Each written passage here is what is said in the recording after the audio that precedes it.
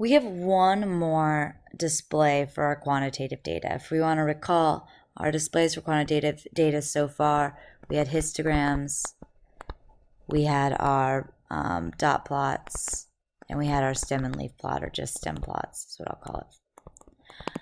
So we had 3. We now get our 4th, which is a box plot. Unfortunately, we can't introduce it earlier because we have to understand our 5-number summary, because it's basically a graphical representation of that 5-number summary.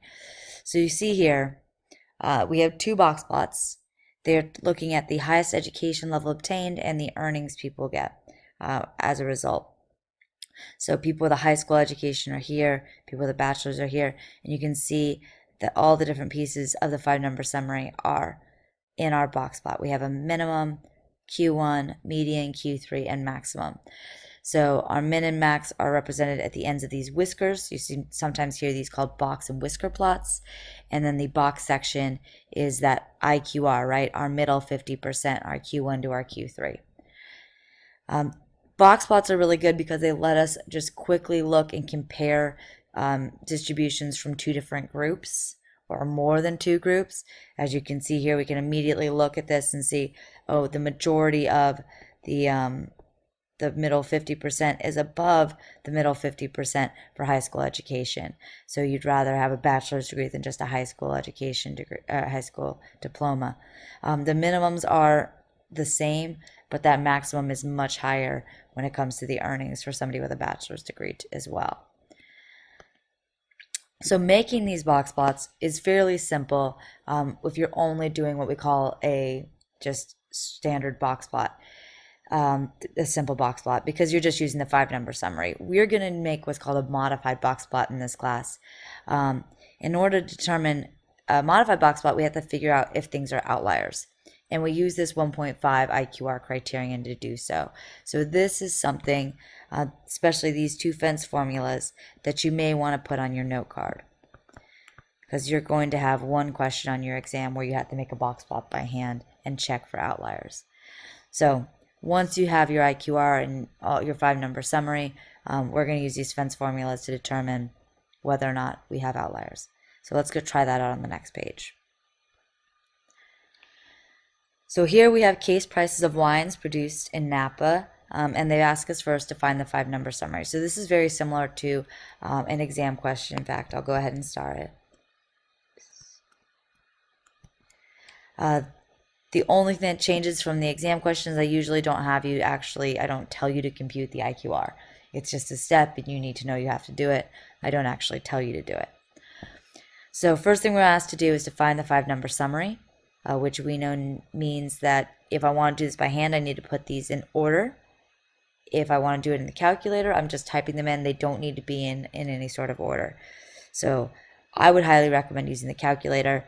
I'm going to go ahead though and manually do this just because I like to have the display up at the top for something that I'm going to show you in a second. So I'm going to go ahead and rearrange all these numbers in order. Try not to make any mistakes.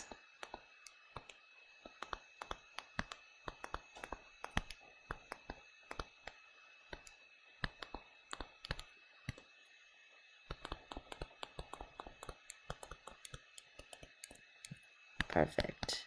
Got them all. So there is 1, 2, 3, 4, 5, 6, 7, 8, 9, 10, 11, 12, 13 of them, which means 7 is going to be my median. There's my median. I can see my lower and upper halves using that rule where we exclude the median. So my Q1 is going to end up between there and my Q3 is here. And then I can go ahead and get my 5-number summary. Remember, 5-number summary is just your min, Q1, median, Q3, and max. Min and max are easy to pull, 160 or 167 and 150. Combine those numbers. Q1, I do need to figure out what the heck the average of 122 and 127 is. I believe that's 124.5. Yes. My median is 129. Q3, averaging the 140 and 140 is a lot easier. Just 140. IQR is still just going to be Q3 minus Q1.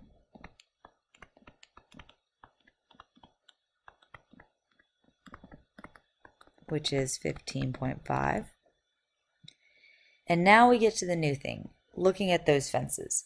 So our fence formulas, just to go through them. For the lower fence, you start at Q1 and you want to go a little bit below it. So we actually go 1.5 IQRs away. So we use that range and we say, okay, one of those on top past Q1, that's like taking the whole middle half and saying that's okay. Oh, plus a little bit more. So you have to be pretty far away from the norm to be beyond this lower fence, because this is our middle half and we're taking that middle half and throwing it at the end of the first quartile. So, right, if you visually kind of think about this, we're saying this is the whole distance. We're taking that and saying, let's go ahead, subtract that whole distance from Q1 and then do another half of it. So this is all acceptable values, values that would be considered normal. So it takes quite a bit for something to be an outlier using this criteria. The upper fence, same business, except for you use Q3 and you add that 1.5 IQRs because you want to go above by that. So that's our two fence formulas. Again, those should be on a note card for you to use on the test. And then we're just plugging and chugging.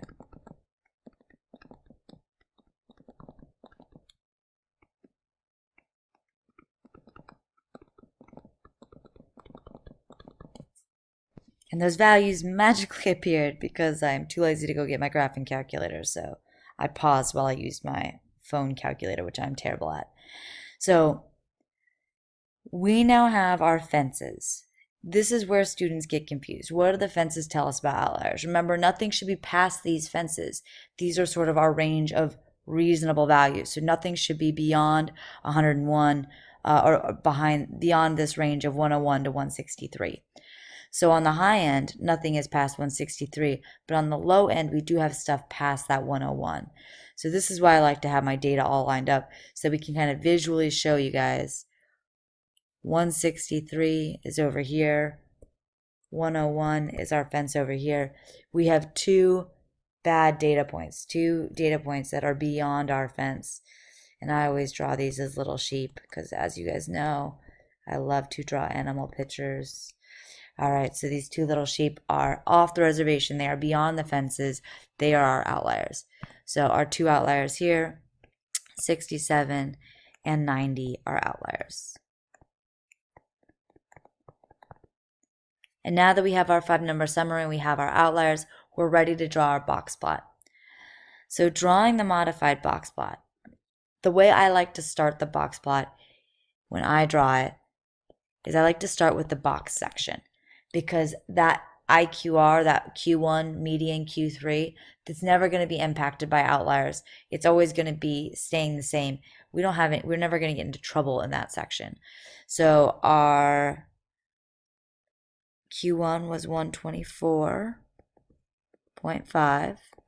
Q3 was 140. Median was 129. Yep, median was 129. There's our box section of the box plot.